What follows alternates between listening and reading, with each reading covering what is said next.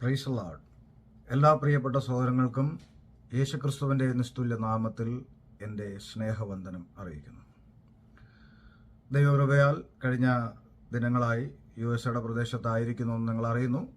കുറച്ച് ദിവസം കൂടെ ഇവിടെ അനുവദിക്കപ്പെട്ട ശുശ്രൂഷകൾ കഴിഞ്ഞതിന് ശേഷം കർത്താവ് അനുവദിക്കുന്നുവെങ്കിൽ നാട്ടിലേക്ക് കടന്നു വരുവാനായിട്ട് ദൈവകൃപയിൽ ശരണപ്പെടുന്നു.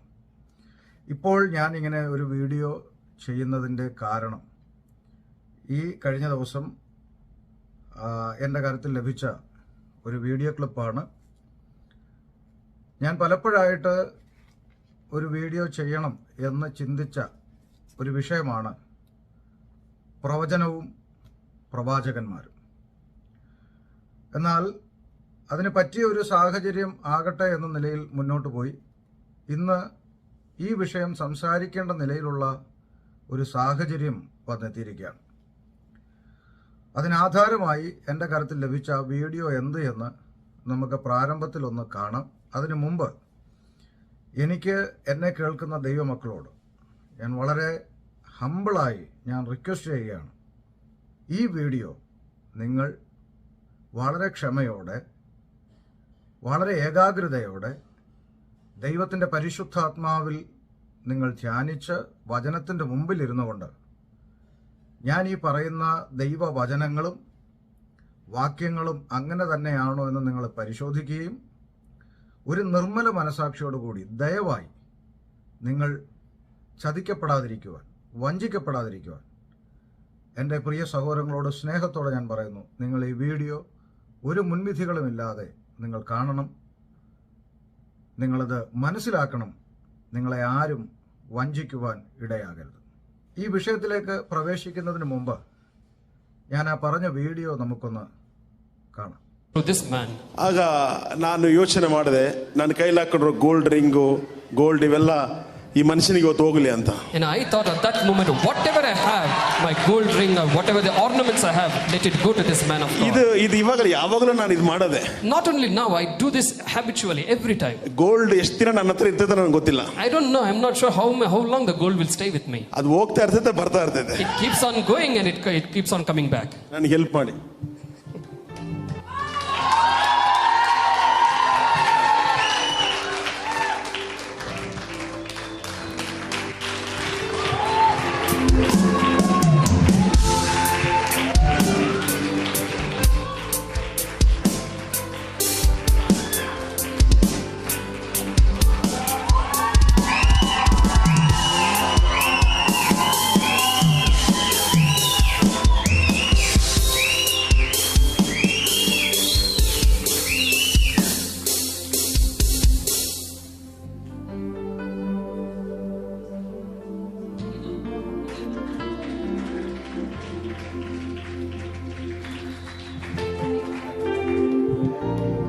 ಇವತ್ತು ಬಂದಂತ ಕಾಣಿಕೆ ನಿಮ್ಮೆದುರಲ್ಲೇ ಕೊಡ್ತಾ ಇದ್ದೀನಿ. And this is the offering that we got today. I'm going to give it to this man in front of your eyes.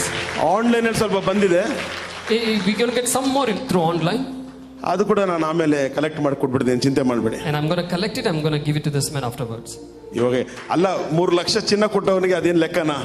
Do you think that's a big matter for us? Those to give 3 lakh worth of gold. ಒಂದು ಹೇಳ್ತೇನೆ, Let me tell you something. ಒಂದು ನಾವು ಕಳ್ಕೊಂತೀವಿ ಅಂದ್ರೆ, if you lose something, ದೊಡ್ಡದೇನೋ ನಾವು ಪಡ್ಕೊಂತೀವಿ, that means you're going to get something greater. ಖಂಡಿತ next ಅವ್ರಿಗೆ ಸಭೆಗೆ ಬರುವಾಗ I can tell surely when this man comes to our church next time, ನಾವು ಹಿಂಗಿರೋಲ್ಲ ಅಂತ ನಾನು ನಂಬ್ತೇನೆ. I believe we're not going to be in the same situation. Amen. Amen. ಇವತ್ತು Anil Gowda ಹೀಗಲ್ಲ. Today Anil Gowda is not like this. ಯಾವಾಗಲೂ ಹೀಗೆ. Always I am like this. Amen. Amen. This is my family. This is the family. 4 daughters and only 1 wife, only one mother.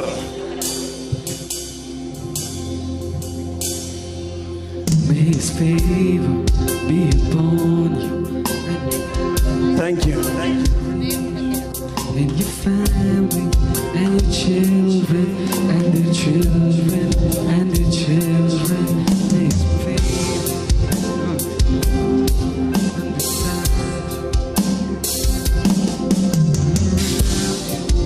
within you, He is with you, He is with you.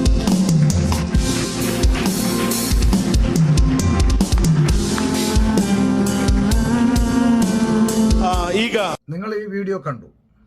ഈ വീഡിയോയിൽ കാണുന്ന വ്യക്തി സാമച്ചൻ പുനലൂർ എന്ന് പറയുന്ന ഒരു പ്രവാചകനാണ്.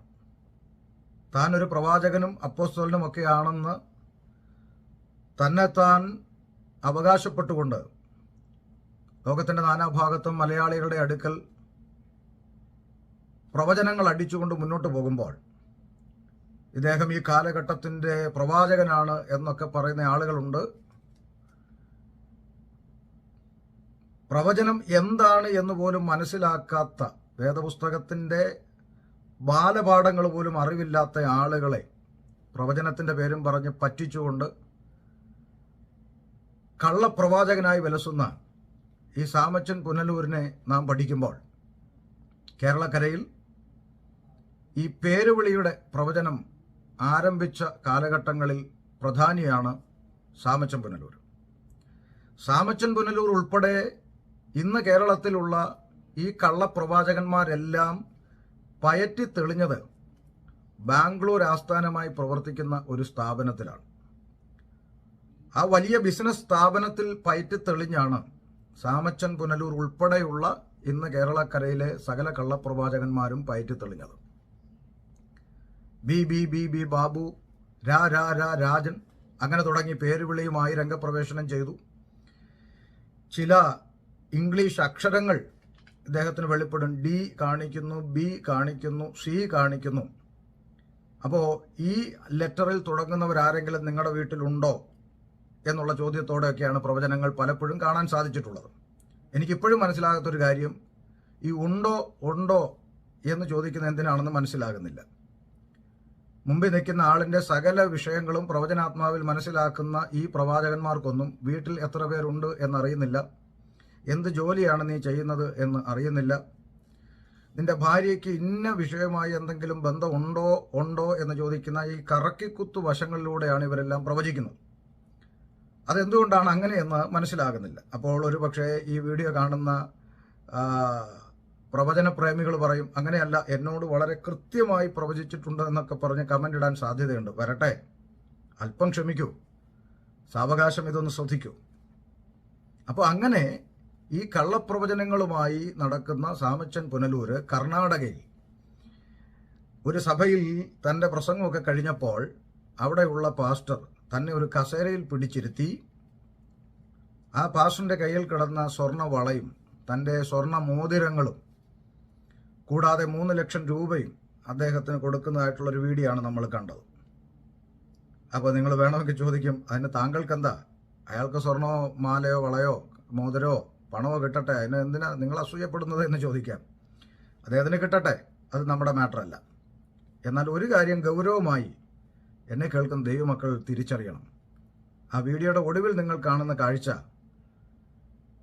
ഇതെല്ലാം കഴിയുമ്പോൾ ആ സ്വർണം കൊടുത്തയാളും അദ്ദേഹത്തിൻ്റെ ഭാര്യയും അദ്ദേഹത്തിൻ്റെ മക്കളും ഈ സാമച്ചൻ പുനലൂർ എന്ന് പറയുന്ന ഈ പ്രവാചകന്റെ കാൽക്കൽ വീണ് നമസ്കരിക്കുകയാണ്. അപ്പോൾ ഈ പ്രവാചകൻ അവരുടെ തലയിൽ കരം വെച്ച് അവരെ അനുഗ്രഹിക്കുന്ന ഒരു കാഴ്ചയാണ് നിങ്ങൾ കണ്ടത്. ഇവിടെയാണ് ഗൗരവമായി നമ്മൾ തിരിച്ചറിയേണ്ടുന്ന ചില യാഥാർത്ഥ്യങ്ങളുള്ളത്. ഇദ്ദേഹത്തിൻ്റെ ഉള്ളിൽ വേദപുസ്തകത്തിൽ പറയുന്ന യേശുക്രിസ്തു വാഗ്ദത്തം ചെയ്ത പിതാവിങ്കിൽ നിന്ന് പുറപ്പെട്ട ബൈബിളിലെ പരിശുദ്ധാത്മാവിനാലാണ് ഇയാൾ നയിക്കപ്പെടുന്നതെങ്കിൽ ഇങ്ങനെ വരുന്ന ആളുകളോട് ഇയാൾ എന്ത് മറുപടി പറയുമെന്നുള്ളതിന് വേദപുസ്തകമാണ് അടിസ്ഥാനം. അപ്പോസ്തലപ്രവൃത്തി 14-ാം അധ്യായം നമ്മൾ പഠിക്കുമ്പോൾ ലുസ്ത്രയിൽ അമ്മയുടെ ഗർഭം മുതൽ മുടന്തനായി ഒരിക്കലും നടന്നിട്ടില്ലാത്ത ഒരു മനുഷ്യനോട് പൗലോസ്ലീഹ യേശുക്രിസ്തുവിന്റെ നാമത്തിൽ എഴുന്നേറ്റ് നടക്കുക എന്ന് പറഞ്ഞിട്ട് അവൻ എഴുന്നേറ്റ് നടക്കുന്ന ഒരു അത്ഭുത പ്രവൃത്തി വെളിപ്പെട്ടപ്പോൾ ആ ദേശത്തിലെ ആളുകൾ കാളക്കിടാങ്ങളെയും പൂമാലകളെയും ഒക്കെ കൊണ്ടുവന്ന് ഇവരെ സ്വീകരിക്കുവാനായി തുനിഞ്ഞപ്പോൾ, ഇവരെ ദേവന്മാരെ പോലെ കണ്ടുകൊണ്ട് അവരെ സ്വീകരിക്കാൻ തുനിഞ്ഞപ്പോൾ ബൈബിളിലെ പരിശുദ്ധാത്മാവ് അകത്തുള്ള അപ്പോസ്തലന്മാർ വസ്ത്രം കീറിക്കൊണ്ട് നിലവിളിച്ചു പറഞ്ഞു, മനുഷ്യന്മാരെ, പുരുഷന്മാരെ, നിങ്ങൾ എന്തായി ചെയ്യുന്നത്? ഞങ്ങൾ നിങ്ങളെപ്പോലുള്ള മനുഷ്യരാണ്. നിങ്ങൾ ഈ മണ്ടത്തരങ്ങളെ വിട്ടിട്ട് ആകാശവും ഭൂമിയും സമുദ്രവും അവയിലുള്ള സകലത്തെയും ഉണ്ടാക്കിയ ജീവനുള്ള ദൈവത്തിങ്കിലേക്ക് തിരിയണം എന്ന് പൗലോസ്ലീഹ തന്നെ പൂമാലയിടാൻ വന്ന ആളുകളോട് പറഞ്ഞു. ഞാൻ ചോദിക്കട്ടെ ദൈവമക്കളെ, ഈ പരിശുദ്ധാത്മാവാണ് ഇവരിൽ ഉണ്ടായിരുന്നതെങ്കിൽ, ഈ പരിശുദ്ധാത്മാവ് തന്നെയാണ് ഈ കള്ളപ്രവാചകന്മാരിൽ വ്യാപരിക്കുന്നതെങ്കിൽ, കേവലം ഒരു മനുഷ്യനായിരിക്കുന്ന തൻ്റെ മുമ്പിൽ നമസ്കരിക്കുവാൻ അനുവാദം നൽകാൻ കഴിയുമോ? അവരെ കരം നീട്ടി അനുഗ്രഹിക്കുവാൻ പരിശുദ്ധാത്മാവ് അകത്തുള്ള ദൈവദാസന്മാർ തയ്യാറാകുമോ? ഇനി അടുത്തൊരു ചിന്ത. വെളിപ്പാട് പുസ്തകം പഠിക്കുമ്പോൾ നമുക്ക് കാണാൻ കഴിയുന്നുണ്ട് 22-ാം അധ്യായം 8-9 വാക്യങ്ങൾ. ഇത് കാണുകയും കേൾക്കുകയും ചെയ്ത യോഹന്നാൻ എന്ന ഞാൻ കേൾക്കുകയും കാണുകയും ചെയ്ത ശേഷം അതെനിക്ക് കാണിച്ചു തന്ന ദൂതന്റെ കാൽക്കൽ വീണ് നമസ്കരിച്ചു. എന്നാൽ അവൻ എന്നോട്, അതരുത്, അരുത്, ഞാൻ നിന്റെയും നിന്റെ സഹോദരന്മാരായ പ്രവാചകന്മാരുടെയും ഈ പുസ്തകത്തിലെ വചനം പ്രമാണിക്കുന്നവരുടെയും സഹവൃത്യനത്രേ, ദൈവത്തെ നമസ്കരിക്കുക എന്ന് പറഞ്ഞു. നോക്കൂ, ഒരു മനുഷ്യനെ നമസ്കരിക്കുന്നത് പോകട്ടെ, സ്വർഗത്തിലെ ദൂതനെ നമസ്കരിക്കാൻ തുടങ്ങിയപ്പോൾ പോലും പരിശുദ്ധാത്മാവ് വിലക്കിയിട്ട് പറഞ്ഞു, അരുത്, ദൈവത്തെ മാത്രമേ നമസ്കരിക്കാവൂ. നിങ്ങളുടെ കണ്ണു തുറക്കുന്നില്ലേ? ദയവായി നിങ്ങൾ വേദപുസ്തകം തിരിച്ചറിയൂ, മനസ്സിലാക്കൂ. ഈ കള്ളപ്രവാചകന്മാർ വേദപുസ്തകവുമായി യാതൊരു അടിസ്ഥാനവുമില്ലാത്ത വ്യാജ പ്രവചനങ്ങൾ നടത്തി അനേക ആളുകളുടെ കയ്യിലെ പണം പറ്റിച്ചും വഞ്ചിച്ചും ഇവർ വ്യാജന്മാരായി കള്ളപ്രവാചകന്മാരായി വിലസിക്കൊണ്ടിരിക്കുവാൻ ഒരർത്ഥത്തിൽ നിങ്ങൾ തന്നെയല്ലേ കാരണം? കണ്ണു തുറന്ന് ചിന്തിക്കൂ. ഇവരുടേതായ വിവിധ പോസ്റ്ററുകൾ നമുക്ക് കാണുവാൻ സാധിക്കും. പ്രവചന സ്കൂള് എന്നൊരു പോസ്റ്റർ ഈ അടുത്ത കാലത്ത് കണ്ടു. 1000 രൂപ രജിസ്ട്രേഷൻ ഫീസ് വെച്ചുകൊണ്ട് പ്രവചനം പഠിപ്പിക്കുന്ന സ്കൂള്. വേദപുസ്തകത്തിൽ ഏത് പ്രവാചകനാണ് പ്രവചിക്കുന്നത് പഠിപ്പിക്കുവാനായി തുനിഞ്ഞത്? ആരെങ്കിലും പറഞ്ഞ് പഠിപ്പിക്കേണ്ട ഒന്നാണോ പ്രവചനം? അങ്ങനെ പറഞ്ഞ് കൊടുത്ത് കൈമാറേണ്ട ഒന്നാണോ ദൈവിക കൃപാവര ശുശ്രൂഷകൾ? അതും പോട്ടെ, പ്രൊഫറ്റിക്കൽ വർക്ക്ഷോപ്പ്, അങ്ങനെ ഒരു പോസ്റ്റർ കണ്ടു. വർക്ക്ഷോപ്പ്. ഈ കാലഘട്ടത്തിൽ വളരെ പച്ചയായി ദുരുപദേശങ്ങൾ പ്രചരിപ്പിക്കുന്ന ആളുകളാണ് ഈ വർക്ക്ഷോപ്പിൽ ഈ സാമച്ചൻ പുല്ലന്നൂരിൻ്റെ കൂടെ പ്രവാചകന്മാരായി വന്നു ചേരുന്നത്. അപ്പോഴും എൻ്റെ ചോദ്യം ആവർത്തിക്കുന്നു, ഒരു പക്ഷേ ഇയാൾ വേദപുസ്തകത്തിലെ പരിശുദ്ധാത്മാവുള്ള ഒരു പ്രവാചകനാണെങ്കിൽ എന്തുകൊണ്ടാണ് ഈ കൂടെ സഞ്ചരിക്കുന്ന അല്ലെങ്കിൽ കൂടെ പ്രവചനവും ദുരുപദേശങ്ങളും പ്രസംഗിച്ച് നടക്കുന്ന ഈ ദുരുപദേശകരെയും കള്ളപ്രവാചകന്മാരെയും ഇയാൾക്ക് തിരിച്ചറിയാൻ കഴിയാത്തത്? എന്തുകൊണ്ടാണ് അവരെ പ്രൊമോട്ട് ചെയ്യാൻ തയ്യാറാകുന്നത്? അപ്പോൾ ഇവരുടെ എല്ലാം ആത്മാവ് ഒന്നാണ് എന്ന യാഥാർത്ഥ്യം ദൈവമക്കൾ മനസ്സിലാക്കണം. ഇനി ഒരുപക്ഷെ പുനലൂരിൽ കാലം മുന്നോട്ട് പോയാൽ, ഇതുവരെ കഴിഞ്ഞ കാലങ്ങൾ നമ്മെ പഠിപ്പിച്ച ചരിത്രമനുസരിച്ച് പുനലൂരിൽ ഒരു ആശ്രമം രൂപപ്പെടാൻ സാധ്യതയുണ്ട്. പ്രവാചകൻ സാമച്ചായ തിരുവടികൾ എന്നൊക്കെ പറഞ്ഞുകൊണ്ട് ചിലപ്പോൾ ഒരു ആശ്രമം രൂപപ്പെടാൻ സാധ്യതയുണ്ട്. അതുകൊണ്ട് അന്ധമായി ഈ പ്രവചനത്തെ വിശ്വസിച്ചുകൊണ്ട് പോകുന്ന ആളുകൾ ഇനി ഞാൻ പറയുന്ന വിഷയങ്ങൾ ഗൗരവമായി കേൾക്കണം. എന്തിന് ഞാനിത് പറയുന്നു? ദൈവമക്കളെ, നിങ്ങളൊന്ന് കണ്ണു തുറന്ന് മനസ്സിലാക്കൂ, ദയവായി മനസ്സിലാക്കൂ. നിങ്ങൾ പറ്റിക്കപ്പെടുകയാണ്, നിങ്ങൾ വഞ്ചിക്കുകയാണ്, നിങ്ങളെ കയ്യിലെ പണം നഷ്ടപ്പെട്ടുകൊണ്ടിരിക്കുകയാണ്, നിങ്ങളുടെ കുടുംബങ്ങൾ തകരാൻ കാരണമായിക്കൊണ്ടിരിക്കുകയാണ്. അതുകൊണ്ട് നിങ്ങൾ കണ്ണു തുറന്ന് ഇനി ഞാൻ പറയുന്ന കാര്യങ്ങൾ ദയവായി നിങ്ങൾ ശ്രദ്ധിക്കണം.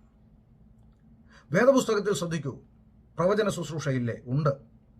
പഴയ നിയമത്തിലും പുതിയ നിയമത്തിലും പ്രവാചക ശുശ്രൂഷ രേഖപ്പെടുത്തിയിട്ടില്ലേ? ഉണ്ട് ദൈവമക്കളെ. എന്നാൽ പഴയ നിയമത്തിൽ എന്താണ് പ്രവചനം?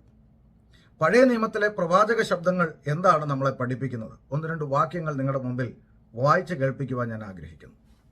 നോക്കൂ, 1 രാജാക്കന്മാരുടെ പുസ്തകം 22-ാം അധ്യായം 8-ാം വാക്യം ശ്രദ്ധിക്കൂ. അതിന് ഇസ്രായേൽ രാജാവ് യഹോശാഫാത്തിനോട്, നാം യഹോവയുടെ അരുളപ്പാട് ചോദിപ്പാൻ തക്കവണ്ണം ഇനി യിമ്ലയുടെ മകനായ മിഖയാവ് എന്നൊരുത്തൻ ഉണ്ട്. എന്നാൽ അവൻ എന്നെക്കുറിച്ച് ഗുണമല്ല ദോഷം തന്നെ പ്രവചിക്കുന്നത് കൊണ്ട് എനിക്ക് അവനോട് ഇഷ്ടമില്ല എന്ന് പറഞ്ഞു. മിഖയാവ് ദൈവത്തിൻ്റെ പ്രവാചകനാണ്.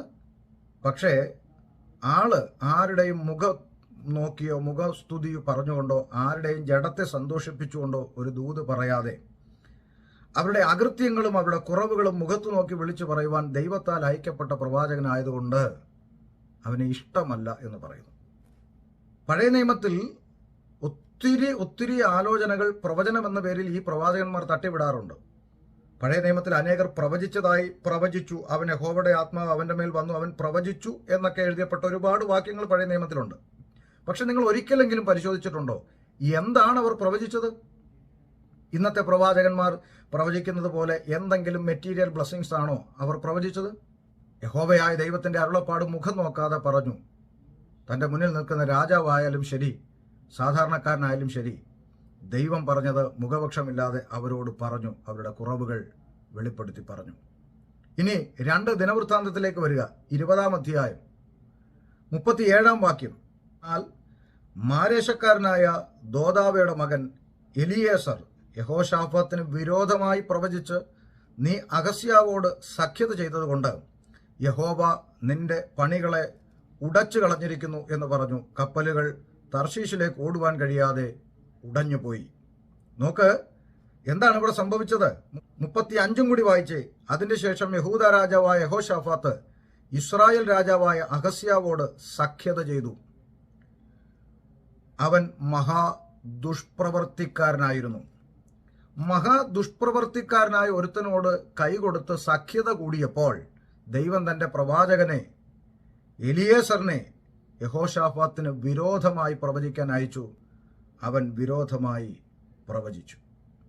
പഴയ നിയമത്തിലെ പ്രവാചക ദൗത്യമാണ് ഞാൻ നിങ്ങളോട് പറഞ്ഞുകൊണ്ടിരിക്കുന്നത്. വീണ്ടും യിരെമ്യാ പ്രവാചകന്റെ പുസ്തകം 25-ാം അധ്യായത്തിലേക്ക്. യിരെമ്യാ പ്രവാചകന്റെ പുസ്തകം 25-ാം അധ്യായം 12-ാമത്തെ വാക്യം ശ്രദ്ധിക്കുക. അതിന് യിരെമ്യാവ് സകല പ്രഭുക്കന്മാരോടും സർവ്വജനത്തോടും പറഞ്ഞത്, നിങ്ങൾ കേട്ടിരിക്കുന്ന വാക്കുകളൊക്കെയും ഈ ആലയത്തിനും ഈ നഗരത്തിനും വിരോധമായി പ്രവചിപ്പാൻ യഹോവ എന്നെ അയച്ചിരിക്കുന്നു. ഈ കള്ളപ്രവാചകന്മാരെല്ലാം കൂടെ എടുത്ത് ജനങ്ങളെ പിമ്പിരി കയറ്റുന്നതാണ്. നീ ബാലനെന്ന് പറയരുത് എന്ന് പറഞ്ഞുകൊണ്ട് യഹോവയായ ദൈവം യിരെമ്യാ പ്രവാചകനെ തെരഞ്ഞെടുത്തതുപോലെന്നൊക്കെ പറയാറുണ്ട്. പക്ഷെ നിങ്ങൾ എപ്പോഴെങ്കിലും ചിന്തിച്ചിട്ടുണ്ടോ, യഹോവയായ ദൈവം യിരെമ്യാ പ്രവാചകനെ തെരഞ്ഞെടുത്തു, സത്യമാണ്. പക്ഷെ ആ പ്രവാചകനെ എന്ത് പ്രവചിക്കുവാനാണ് ദൈവം അയച്ചത്?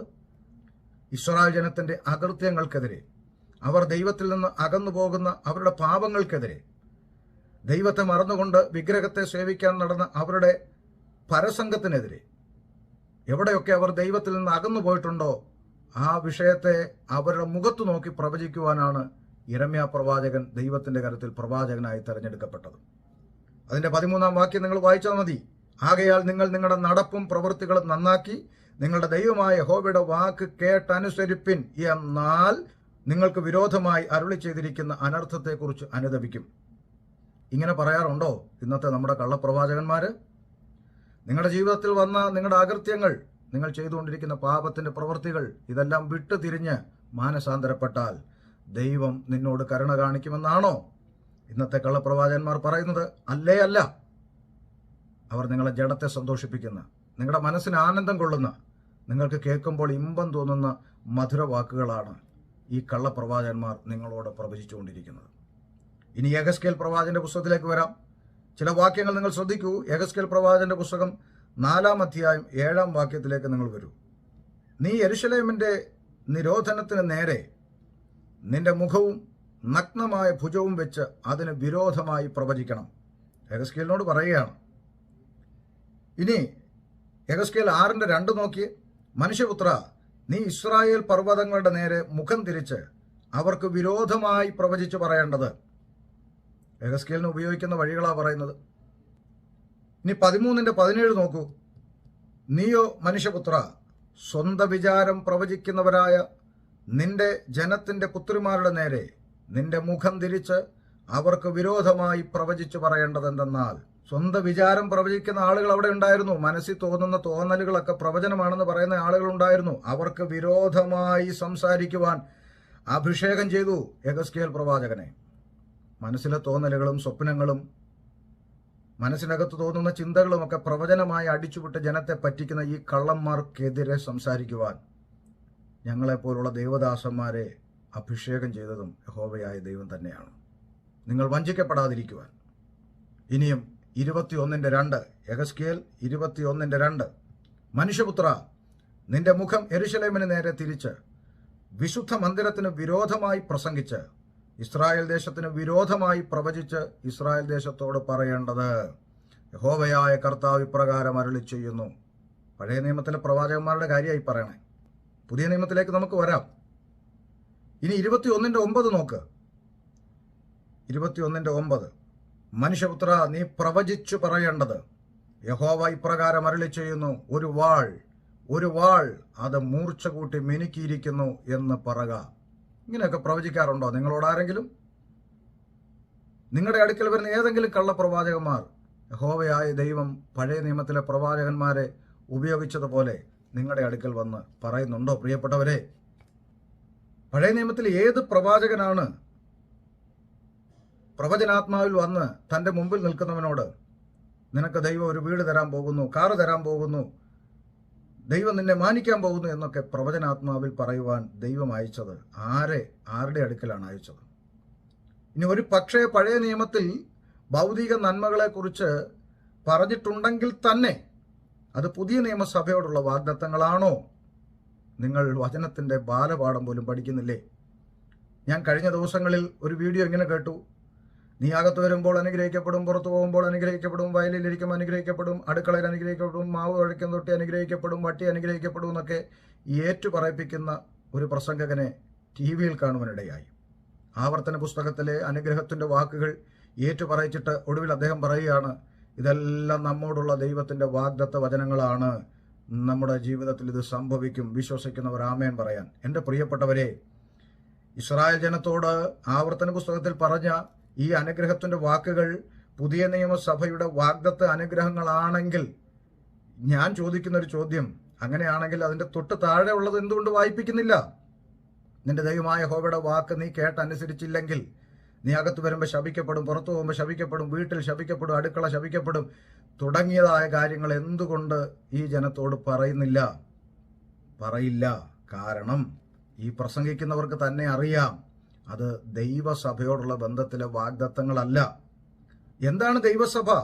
ദൈവസഭ എന്ന് പറഞ്ഞാൽ ഇസ്രായേൽ മാത്രമല്ല, ഇസ്രായേലിൽ നിന്നും അഥവാ യഹൂദരിൽ നിന്നും ജാതികളിൽ നിന്നും കർത്താവായ യേശുക്രിസ്തുവിനെ സ്വന്തം രക്ഷിതാവും ദൈവമായി സ്വീകരിച്ച് രക്ഷിക്കപ്പെട്ടവരുടെ കൂട്ടമാണ് പുതിയ നിയമസഭ എന്ന് പറയുന്നത്. അതുകൊണ്ട് ഈ വാക്യങ്ങളെല്ലാം എടുത്ത് പുതിയ നിയമസഭ ഏറ്റു പറയിക്കുന്നത് സത്യത്തിൽ ഈ ജനത്തെ, ഒന്നും അറിയാത്ത വചനമറിയാത്ത പാവം ജനത്തെ വഞ്ചിച്ചുകൊണ്ട് പണം തട്ടുന്ന നടപടികളാണ്. ഇനി നിങ്ങൾ പുതിയ നിയമത്തിലേക്ക് വരൂ. പുതിയ നിയമത്തിൽ പ്രവചനത്തെക്കുറിച്ച് കർത്താവ് പറഞ്ഞൊരു വാക്ക് മത്തായി സുവിശേഷം 7-ാം അധ്യായം 22-ാം വാക്യത്തിലുണ്ട്. മത്തായി സുവിശേഷം 7-ാം അധ്യായം 22-ാം വാക്യത്തിൽ പറയാണ്, കർത്താവേ, കർത്താവേ, നിന്റെ നാമത്തിൽ ഞങ്ങൾ പ്രവചിക്കുകയും നിന്റെ നാമത്തിൽ ഭൂതങ്ങളെ പുറത്താക്കുകയും നിന്റെ നാമത്തിൽ വളരെ വീര്യപ്രവർത്തികളും പ്രവർത്തിക്കുകയും ചെയ്തില്ലയോ എന്ന് പലരും ആ നാളിൽ എന്നോട് പറയും. അന്ന് ഞാൻ അവരോട്, ഞാൻ ഒരു നാളും നിങ്ങളെ അറിഞ്ഞിട്ടില്ല, അധർമ്മം പ്രവർത്തിക്കുന്നവരെ എന്നെ വിട്ടു പോകുവിനെന്ന് തീർത്തു പറയും. ദയവായി നിങ്ങളുടെ കണ്ണു തുറക്കൂ, പ്ലീസ്. നിങ്ങൾ തിരിച്ചറിയൂ. നിന്റെ നാമത്തിൽ എന്ന് പറഞ്ഞാൽ കർത്താവായ യേശുക്രിസ്തുവിന്റെ നാമത്തിൽ അവർ പ്രവചിച്ചു. കർത്താവായ യേശുക്രിസ്തുവിന്റെ നാമത്തിൽ അവർ ഭൂതങ്ങളെ പുറത്താക്കി. കർത്താവായ യേശുക്രിസ്തുവിന്റെ നാമത്തിൽ തന്നെയാണ് അവർ അത്ഭുതങ്ങളും അടയാളങ്ങളും ചെയ്യുന്നത്. ഇന്നും പലരും എന്നോടൊക്കെ ചോദിക്കുന്ന ചോദ്യം ഇതാ, നിങ്ങൾ എന്തിനാ ഇങ്ങനെ വിമർശിക്കുന്നത്? എന്തൊക്കെയാന്ന് പറഞ്ഞാൽ അവർ കർത്താവിന്റെ നാമത്തിലല്ലേ ഇതെല്ലാം ചെയ്യുന്നതെന്ന്. അതെ, ഇവർ കർത്താവിന്റെ നാമത്തിൽ ഇതെല്ലാം ചെയ്തപ്പോൾ കണ്ടുകൊണ്ടിരുന്ന ആളുകൾക്ക് വേണമെങ്കിൽ സാക്ഷ്യം പറയാം. ഇവരൊക്കെ ചുമ്മാ വിമർശിക്കാനിരിക്കുക. ഞാൻ അവിടെ സ്പോട്ടിലുണ്ടായിരുന്നു. എന്തോരം വീര്യപ്രവർത്തികളാണ് അവരവിടെ ചെയ്തത്. എൻ്റെ സ്വന്തം കണ്ണുകൊണ്ട് ഞാൻ കണ്ടതാ, ഭൂതങ്ങൾ അലറിപ്പോകുന്നതൊക്കെ. ശരിയാണ്, അങ്ങനെ സാക്ഷ്യം പറയുന്ന ആളുകൾ ഇവരുടെ കൂട്ടത്തിൽ ഉണ്ടാവില്ലേ? കണ്ടവര് ഉണ്ടാകും. പക്ഷെ കർത്താവ് എന്താ പറഞ്ഞത്? ഞാൻ നിങ്ങളെ അറിയുന്നില്ല. എന്തുകൊണ്ട്? താഴേക്ക് വായിക്കുക. ആകയാൽ എൻ്റെ ഈ വചനങ്ങളെ കേട്ട് ചെയ്യുന്നവനൊക്കെയും പാറമേൽ വീട് പണിത ബുദ്ധിയുള്ള മനുഷ്യനോട് തുല്യനാകുന്നു. വചനമില്ല, ദൈവവചനമെന്ന അടിസ്ഥാനമില്ലാതെ കാട്ടിക്കൂട്ടുന്ന അത്ഭുതങ്ങളും അടയാളങ്ങളും ഈ ഭൂതശാന്തിയും രോഗശാന്തിയും വീര്യപ്രവൃത്തികളൊന്നും ദൈവം അറിയുന്നില്ല. ദൈവത്തിന് ഇതുമായിട്ടൊരു ബന്ധമില്ല. ഇത്തരക്കാര് ദൈവത്തിന്റെ ദാസന്മാരുമല്ല.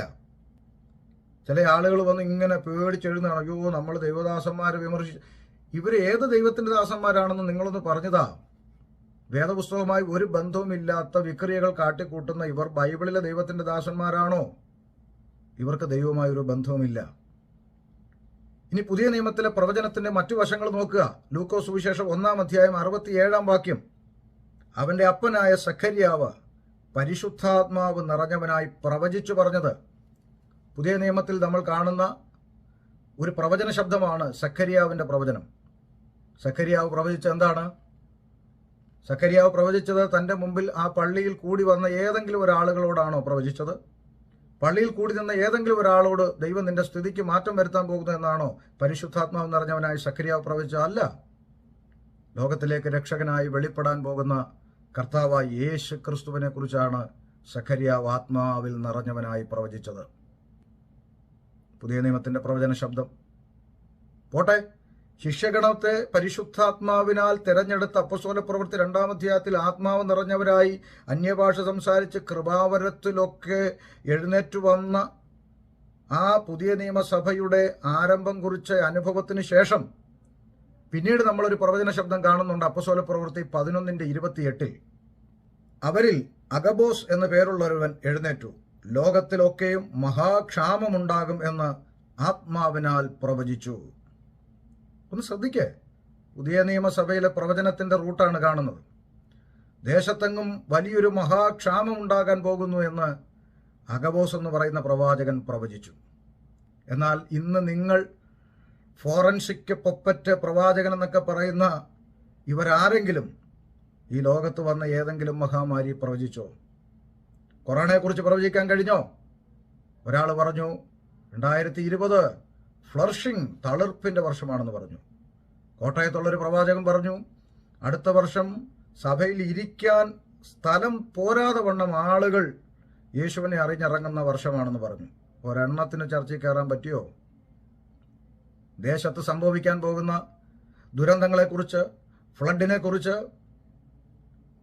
അല്ലെങ്കിൽ മുല്ലപ്പെരിയാർ എന്ന് പൊട്ടുവോ പൊട്ടത്തില്ലയോ എന്നുള്ളതിനെ കുറിച്ച്, അല്ലെങ്കിൽ കൊറോണയെക്കുറിച്ച്, നിപ്പയെക്കുറിച്ച്, ഇങ്ങനെ ലോകത്തിന്റെ നാനാഭാഗങ്ങളിൽ വരുന്ന മഹാദുരന്തങ്ങളെക്കുറിച്ചൊന്നും എന്തേ ഈ കള്ളപ്രവാചകന്മാർ പ്രവചിക്കുന്നില്ല? നിങ്ങൾ പറയൂ. ഇനിയും പുതിയ നിയമ പ്രവചനത്തെക്കുറിച്ച് കാണുന്ന മറ്റൊരു ഭാഗം 1 കൊരിന്ത്യർ ലേഖനം 14-ാം അധ്യായത്തിലാണ്. 1 കൊരിന്ത്യർ ലേഖനം 14-ാം അധ്യായം 3-4 വാക്യങ്ങൾ നിങ്ങൾ ശ്രദ്ധിക്കൂ. പ്രവചിക്കുന്നവനോ ആത്മിക വർധനയ്ക്കും പ്രബോധനത്തിനും ആശ്വാസത്തിനുമായി മനുഷ്യരോട് സംസാരിക്കുന്നു. അന്യഭാഷയിൽ സംസാരിക്കുന്നവൻ തനിക്ക് താൻ ആത്മിക വർധന വരുത്തുന്നു, പ്രവചിക്കുന്നവൻ സഭയ്ക്ക് ആത്മിക വർധന വരുത്തുന്നു. ആത്മിക വർധന. പ്രവചിക്കുന്നവൻ ആത്മിക വർധനയ്ക്കും പ്രബോധനത്തിനും ആശ്വാസത്തിനുമായി മനുഷ്യരോട് സംസാരിക്കുന്നു. ഒരു വ്യക്തിക്ക് ആത്മീക വർധന ഉണ്ടാകുമ്പോഴാണ് അവൻ്റെ മനസ്സിന് ആശ്വാസം ലഭിക്കുന്നത്. ഭൂമിയിലെ ഭൗതികമായ ഏതെങ്കിലും ഒരു നന്മ ലഭിച്ചതുകൊണ്ട് ഒരു മനുഷ്യൻ ആശ്വാസം പ്രാപിച്ചിട്ടുണ്ടോ? ഇന്ന് വരെ പറയൂ. ഒരു വീടിന് വേണ്ടി പ്രാർത്ഥിച്ചവന് വീട് കിട്ടിയാൽ അവൻ ആശ്വാസം പ്രാപിച്ചിട്ടുണ്ടോ? അവൻ അടുത്ത വിഷയത്തിന് വേണ്ടി പിന്നെയും പ്രാർത്ഥിച്ചുകൊണ്ടിരിക്കും. 1 വണ്ടി, 2 വണ്ടി, 3 വണ്ടി കിട്ടി മതി, തൃപ്തനായി എന്ന് പറഞ്ഞ മനുഷ്യരെ കണ്ടിട്ടുണ്ടോ? ഇല്ല. എന്നാൽ ഒരു മനുഷ്യൻ ആത്മീക വർധന ഉണ്ടായാൽ അവൻ ആശ്വാസവും സമാധാനവും ലഭിക്കും. പ്രവാചക ശബ്ദം ദൈവസഭയിൽ ആത്മീക വർധന ഉണ്ടാക്കുന്നു ദൈവസഭയ്ക്കെന്നാണ് കാണുന്നത്. സഭയുടെ ഭൗതിക വർധന ഉണ്ടാക്കുന്നു എന്ന് നിങ്ങളുടെ ബൈബിളിലുണ്ടോ പ്രിയപ്പെട്ടവരെ? ഇന്ന് പ്രവചിക്കുന്നവരെല്ലാം പറയുന്നു സഭയുടെ സാമ്പത്തിക ഞെരുക്കം മാറാൻ പോവുകയാണ്. സഭയുടെ ഞെരുക്കങ്ങൾ മാറാൻ പോവുകയാണ്. ഈ സഭയുടെ ഒരു സൈഡിലെ മതിൽ പൊളിച്ച് വിശാലമാക്കാൻ പോവുകയാണ്. അപ്പുറത്ത് കാണുന്ന ആ 50 സെന്റും കൂടെ നിങ്ങൾ വാങ്ങാൻ പോവുകയാണ്. വിശ്വസിച്ചോ? ഇങ്ങനെ ഭൗതികമായി എന്തെങ്കിലും കാര്യങ്ങളാണോ പ്രവചനത്തെക്കുറിച്ച് പുതിയ നിയമസഭയോട് രേഖപ്പെടുത്തിയിരിക്കുന്ന പ്രിയപ്പെട്ടവരെ?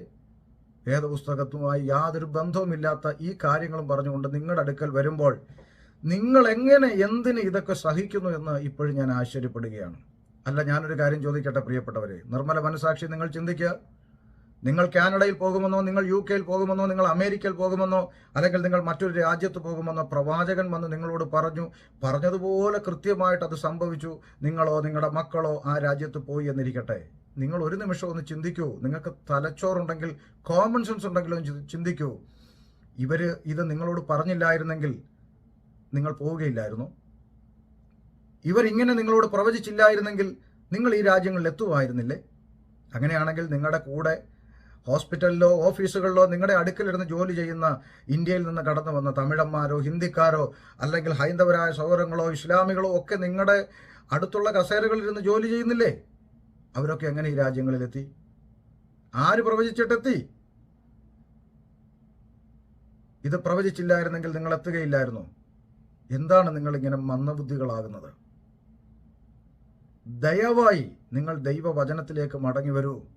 ഈ കള്ളപ്രവാചകന്മാർ നിങ്ങളെ വ്യാപാരം ചെയ്യുകയാണ്, നിങ്ങളെ വാണിഭമാക്കുകയാണ്. അവർ നിങ്ങളെ കച്ചവടത്തിനായി ഉപയോഗിച്ചുകൊണ്ടിരിക്കുകയാണ്.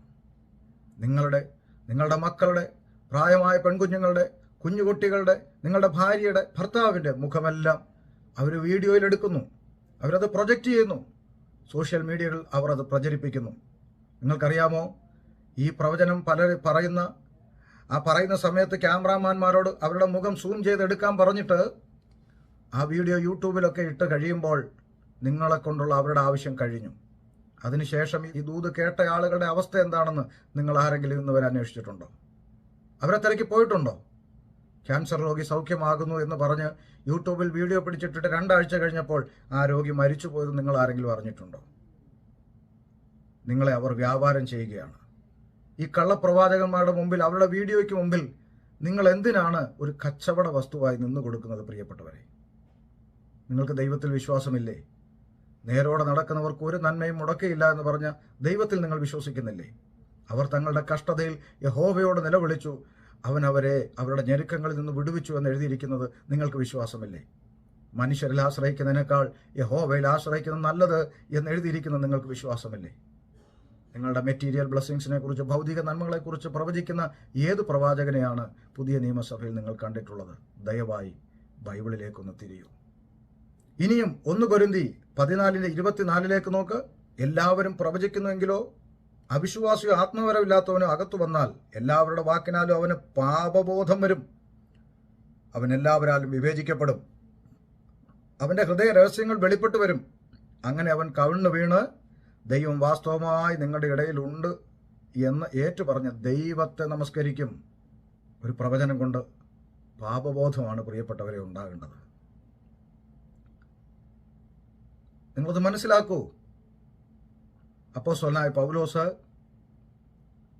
കരഞ്ഞുകൊണ്ട് പറഞ്ഞിട്ടുണ്ട്. അപ്പോസ്തല പ്രവൃത്തി 20:28 പറഞ്ഞു, ഞാൻ കരഞ്ഞുകൊണ്ട് പറയുന്നു.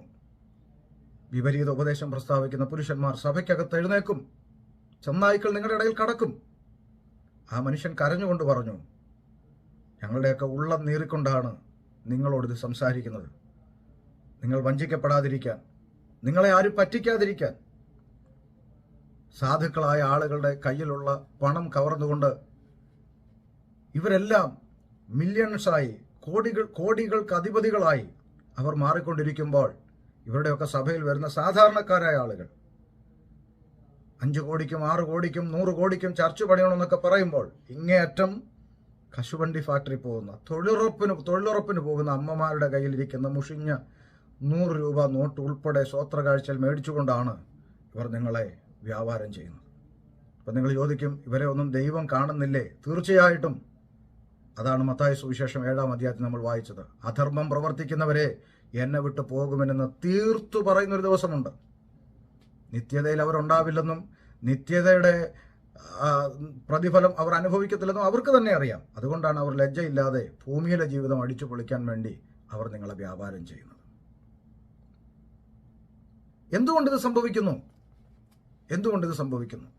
എൻ്റെ പ്രിയപ്പെട്ടവരെ, കഴിഞ്ഞ ദിവസങ്ങളിലും പലരും ചോദിച്ചൊരു ചോദ്യമുണ്ട്, എന്താ ഈ ആളുകൾക്ക് ഇതൊന്നും മനസ്സിലാകാത്തത്?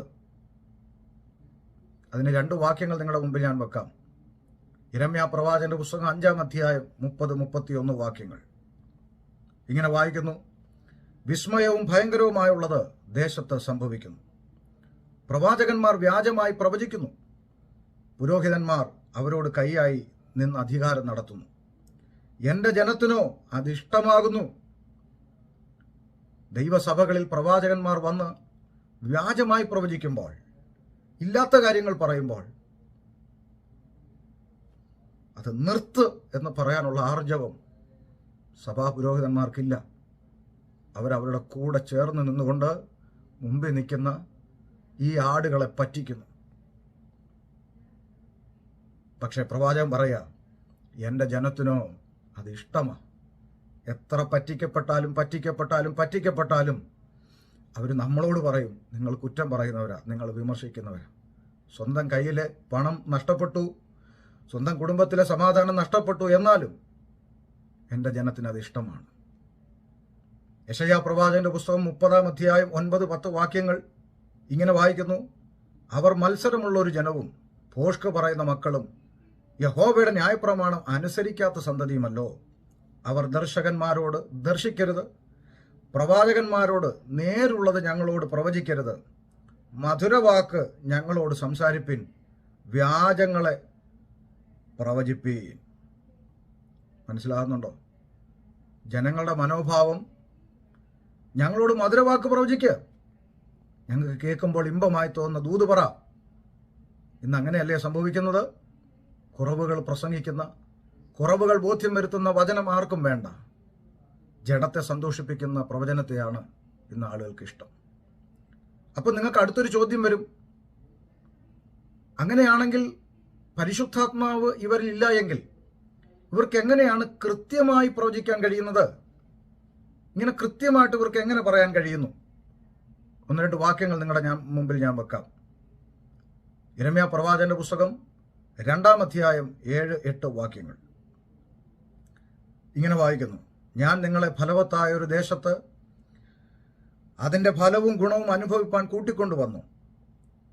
എന്നാൽ അവിടെ എത്തിയ ശേഷം നിങ്ങൾ എൻ്റെ ദേശത്തെ അശുദ്ധമാക്കി എൻ്റെ അവകാശത്തെ അറപ്പാക്കി കളഞ്ഞു. യഹോവ എവിടെയെന്ന് പുരോഹിതന്മാർ അന്വേഷിച്ചില്ല, ന്യായപ്രമാണജ്ഞന്മാർ എന്നെ അറിഞ്ഞില്ല. ഇടയന്മാർ എന്നോട് അതിക്രമം ചെയ്തു, പ്രവാചകന്മാർ ബാൽ മുഖാന്തരം പ്രവചിച്ചു, പ്രയോജനമില്ലാത്തവയോട് ചേർന്ന് നടന്നു. ബാൽ മുഖാന്തരം, പരിശുദ്ധാത്മാവിലല്ലാതെ ദുരാത്മാവിൽ പ്രവചിക്കാൻ കഴിയും. പ്രിയപ്പെട്ടവരെ, നിങ്ങൾ ആ യാഥാർത്ഥ്യം ഒന്ന് തിരിച്ചറിയൂ. അപ്പോഴും നിങ്ങൾ ചോദിക്കും, ദുരാത്മാവിലാണെങ്കിൽ കൃത്യമായിട്ട് എങ്ങനെ പറയും? തെറ്റിപ്പോകത്തില്ലേ? ഇല്ല, ദുരാത്മാവിലും കൃത്യമായി പ്രവചിക്കാൻ കഴിയുമെന്നുള്ളതിന് പുതിയ നിയമത്തിൽ തെളിവ് കിടപ്പുണ്ട്. പുതിയ നിയമത്തിൽ അപ്പസ്തോല പ്രവൃത്തി 16-ാം അധ്യായം അതിൻ്റെ 16-ാമത്തെ വാക്യം നിങ്ങൾ വായിച്ചു നോക്കുക. ഇങ്ങനെ വായിക്കുന്നു: ഞങ്ങൾ പ്രാർത്ഥനാ സ്ഥലത്തേക്ക് ചെല്ലുമ്പോൾ വെളിച്ചപ്പാടത്തിയായി ലക്ഷണം പറഞ്ഞ് യജമാനന്മാർക്ക് വളരെ ലാഭം വരുത്തുന്ന ഒരു ബാല്യക്കാരത്തെ ഞങ്ങളെ എതിരേറ്റു. വെളിച്ചപ്പാടത്തിൽ എന്തായാലും പരിശുദ്ധാത്മാവല്ലെന്ന് നിങ്ങൾക്കും എനിക്കും അറിയാം. അവൾ പൗലോസിന്റെയും ഞങ്ങളുടെയും പിന്നാലെ വന്നു, ഈ മനുഷ്യർ അത്യുന്നതനായ ദൈവത്തിന്റെ ദാസന്മാർ, രക്ഷാമാർഗം നിങ്ങളോട് അറിയിക്കുന്നവരെന്ന് വിളിച്ചു പറഞ്ഞു. ആ സ്ത്രീ പറഞ്ഞത് കൃത്യം ദൂതല്ലേ പ്രിയപ്പെട്ടവരെ? ഇവർ അത്യുന്നതനായ ദൈവത്തിന്റെ ദാസന്മാരല്ലേ? അതെ. രക്ഷാമാർഗം പ്രസംഗിക്കാനല്ലേ അവരോട് വന്നേക്കുന്നത്? അതെ. എന്ത് കൃത്യം ദൂത! എന്നാൽ അടുത്ത വാക്ക് ഇങ്ങനെ അവൾ പല നാൾ ചെയ്തു വന്നു. പൗലോസ് മുഷിഞ്ഞ് തിരിഞ്ഞു നോക്കി, അവളിലുള്ള ഭൂതത്തോട് അവളെ വിട്ടുപോകാൻ യേശുക്രിസ്തുവിന്റെ നാമത്തിൽ നിന്നോട് കൽപ്പിക്കുന്നു എന്ന് പറഞ്ഞ ആ നാഴികയിൽ തന്നെ അത് അവളെ വിട്ടുപോയി. ദൂത് കൃത്യമല്ലേ? ദൂത് കൃത്യമാണ്, വള്ളി പുള്ളി വിടാതെ സത്യമാണ്. പക്ഷെ അകത്തിരുന്നത് ദൂതനല്ല, ഭൂതമാണ്. ഈ കാലഘട്ടത്തിലായിരുന്നു ഈ സ്ത്രീ ഇങ്ങനെ പറഞ്ഞുകൊണ്ടൊരു പട്ടണത്തിൽ വന്നതെങ്കിലോ ആ പട്ടണത്തിലെ മുഴുവൻ ചർച്ചുകാരും ആ അമ്മാമയെ വിളിക്കും, അമ്മാമേ, ഒരു 3 ദിവസത്തെ ഉപവാസ പ്രാർത്ഥനയ്ക്ക് ഞങ്ങൾക്ക് ഡേറ്റ് തരണം. തിരക്കിൽ നിന്ന് തിരക്കിലേക്ക് ആ അമ്മാമ കുതിക്കും. കാരണം അമ്മാമയുടെ ദൂത് അച്ചിട്ട ദൂതായിരുന്നു. നമ്മൾ എവിടേക്കാണ് സഞ്ചരിക്കുന്നത്? ദൈവവചനത്തിന്റെ ആധികാരികമായ പഠനമില്ലാത്തതുകൊണ്ട്, സഭകളിൽ ബൈബിൾ ക്ലാസ് എന്ന് പറയുന്ന ഒരു സംഗതി നഷ്ടപ്പെട്ടതുകൊണ്ട്, വചനത്തെക്കുറിച്ച് പഠിക്കാൻ ആളുകൾക്ക് താല്പര്യമില്ലാത്തതുകൊണ്ട്, വചനപ്രസംഗം കേൾക്കുന്നതേ ഉറക്കം വരുന്ന അനുഭവത്തിലായിപ്പോയതുകൊണ്ട്, എന്റർടൈൻമെന്റും പ്രവാചക ശബ്ദങ്ങളും മാത്രമായി ദൈവവചനത്തിൽ നിന്ന് ദൂരെ പോയിരിക്കുന്ന ജനത്തെ നോക്കി എനിക്ക് ഓർമ്മ വരുന്നൊരു വചനം ഇതാണ്: ഈ ജനം അധരം കൊണ്ട് എന്നെ ബഹുമാനിക്കുന്നെങ്കിലും അവരുടെ ഹൃദയം എന്നെ വിട്ട് അകന്നിരിക്കുന്നു എന്ന് കർത്താവ് പറഞ്ഞതുപോലെ, ജനം ദൈവത്തിൽ നിന്ന്, അഥവാ വചനമാകുന്ന ദൈവത്തിൽ നിന്ന് ജനം അകന്നുപോയിരിക്കുന്നു. ഇപ്പോൾ ഒരുപക്ഷെ നിങ്ങൾക്ക് ചോദിക്കാം, പാസ്റ്ററെ, ഞങ്ങളിപ്പോൾ എല്ലാ വചനവും പഠിച്ച് തികഞ്ഞ് ഇപ്പൊ പാസ്റ്റർ പോലെയൊക്കെ ബൈബിളിലെ എല്ലാ വാക്യങ്ങളോ അല്ലെങ്കിൽ അവിടെ ഇവിടെയുള്ള വാക്യങ്ങളോ ഒക്കെ മനസ്സിലാക്കാൻ പറ്റുന്നവരൊന്നും അല്ലല്ലോ, ഞങ്ങൾ സാധുക്കളാണ്. ഞങ്ങൾക്ക് എങ്ങനെ തിരിച്ചറിയാൻ പറ്റും ഇത് ഏത് ആത്മാവിലാണ് പ്രവചിക്കുന്നത് എന്ന്? പ്രിയപ്പെട്ടവരെ, തിരിച്ചറിയാനുള്ള വഴിയും ദൈവവചനം പറഞ്ഞു തന്നിട്ടുണ്ടല്ലോ. എന്താണ് വഴി? പഴയ നിയമത്തിൽ യിരെമ്യാ പ്രവാചകൻ പറഞ്ഞു തന്നു. വായിക്കാം. യിരെമ്യാ പ്രവാചകന്റെ പുസ്തകം 22-ാം അധ്യായം. ഇങ്ങനെ വായിക്കുന്നു. ശ്രദ്ധിച്ച് കേൾക്കുക. നിങ്ങൾ ബൈബിളിലേക്ക് നോക്കുക. സൈന്യങ്ങളുടെ യഹോവ ഇപ്രകാരം അരുളി ചെയ്യുന്നു, നിങ്ങളോട് പ്രവചിക്കുന്ന പ്രവാചകന്മാരുടെ വാക്ക് കേൾക്കരുത്. അവർ നിങ്ങളെ വ്യാജം ഉപദേശിക്കുന്നു. യഹോവയുടെ വായിൽ നിന്നുള്ളതല്ല, സ്വന്തം ഹൃദയത്തിലെ ദർശനമത്രേ അവർ പ്രവചിക്കുന്നത്. എന്നെ നിരസിക്കുന്നവരോട് അവർ നിങ്ങൾക്ക് സമാധാനം ഉണ്ടാകും എന്ന് യഹോവ അരുളി ചെയ്തിരിക്കുന്നു എന്ന് പറയുന്നു. ശ്രദ്ധിക്കുക. മനസ്സിലാക്കാനുള്ള ഒന്നാമത്തെ തെളിവ്, ദൈവത്തെ നിരസിക്കുന്നവരോട്, വചനം വിട്ട് ജീവിക്കുന്നവരോട്, വിശുദ്ധ ജീവിതം നയിക്കാത്തവരോട്, സഭയ്ക്കകത്ത് അടിയുണ്ടാക്കുന്നവരോട്, കമ്മിറ്റി കളിക്കുന്നവരോട്, കസേര കളിക്കുന്നവരോട്, അങ്ങനെയുള്ളവരോട് ഇവർ പറയും നിങ്ങൾക്ക് സമാധാനം ഉണ്ടാകും, ദൈവം നിന്നെ മാനിക്കും, ഓ ദൈവത്തിൻ്റെ കരം നിന്റെ കൂടെയുണ്ട് എന്ന് പറഞ്ഞാൽ അവരുടെ ജീവിതത്തിലെ കുറവുകളൊന്നും പറയാതെ അതെല്ലാം മറച്ചു വെച്ചിട്ട് അവരെ അനുഗ്രഹത്തിൻ്റെ ദൂതുകൾ അവരോട് പറയുന്നതാണ് ഒന്നാമത്തെ തെളിവ്. 2, തങ്ങളുടെ ഹൃദയത്തിലെ ശാഠ്യപ്രകാരം നടക്കുന്നവരോടൊക്കെയും നിങ്ങൾക്ക് ഒരു ദോഷവും വരികയില്ല എന്നും പറയുന്നു. സ്വന്തം ഹൃദയത്തിലെ ഇഷ്ടത്തിനനുസരിച്ച് ജീവിക്കുന്ന ആളുകളോട് പറയുക, ഒരു കുഴപ്പമില്ല, ദൈവം നിന്നെ മാനിക്കും, വിടുവിക്കും, അടുത്ത മാസം നിന്റെ വിടുതലാണ് ഇങ്ങനെ പറയുകയാണ്. കള്ളപ്രവാചകന്റെ ലക്ഷണം. അപ്പം നിങ്ങൾ ചോദിക്കും, അപ്പോൾ ദൈവത്തിൽ നിന്നുള്ള പ്രവാചകനാണെങ്കിൽ എന്തു പറയുമായിരുന്നു? അതിൻ്റെ 22-ാം വാക്യം വായിച്ചേ. അവർ അഥവാ ഈ പ്രവാചകന്മാർ എൻ്റെ ആലോചനാ സഭയിൽ നിന്നിരുന്നെങ്കിൽ, ദൈവത്തിൻ്റെ പ്രവാചകന്മാരായിരുന്നെങ്കിൽ, 1, എൻ്റെ വചനങ്ങളെ എൻ്റെ ജനത്തെ കേൾപ്പിച്ചു അവരെ അവരുടെ ആകാത്ത വഴിയിൽ നിന്നും അവരുടെ പ്രവൃത്തികളുടെ ദോഷത്തിൽ നിന്നും അവരെ തിരിപ്പിക്കുമായിരുന്നു. എൻ്റെ പ്രിയ സഹോദരങ്ങളെ, കണ്ണു തുറക്കാം.